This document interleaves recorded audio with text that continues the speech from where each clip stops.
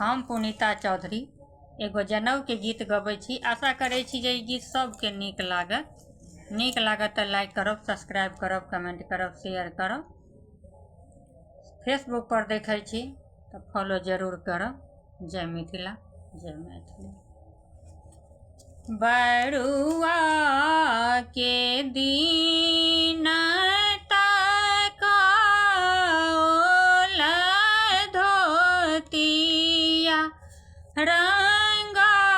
रंगाओल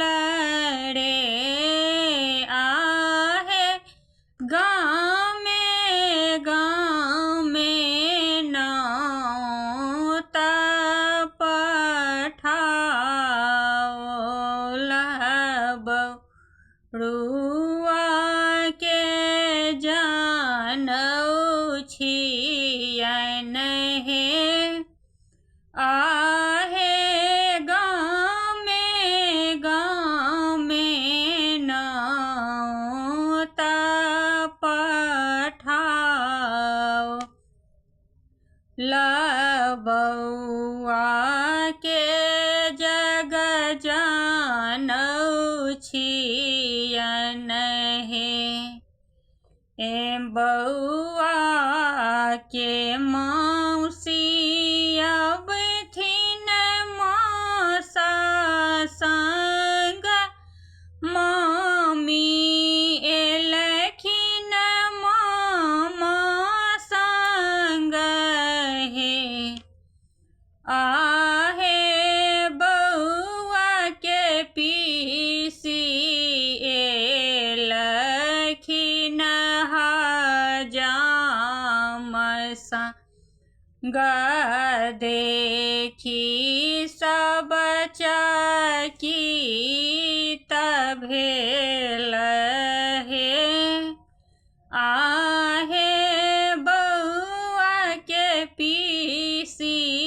एलखिन काम के हजाम संग देखी सब चकित भेल हे दुआरे बैसल भैया पूछथि बहिनी सवाल पूछू हे बहिनी है किया एलौं गाम के हजाम संग हमर जीजा कहाँ छथिन हे बहिनी है किया एलौं गाम के हजाम संग हमर जीजा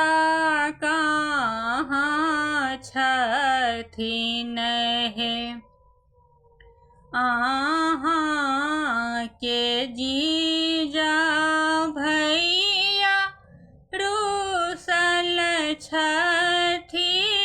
दलान बीच बैसल छथि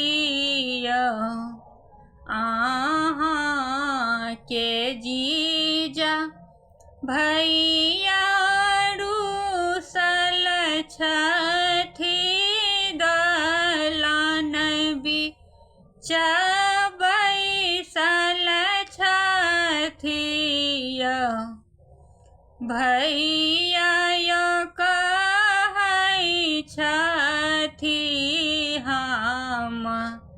लेब गल के सिकरिया की भौआ के जग जनऊ छियन हे भैया कहै छथि हम लेब गल के सिका रिया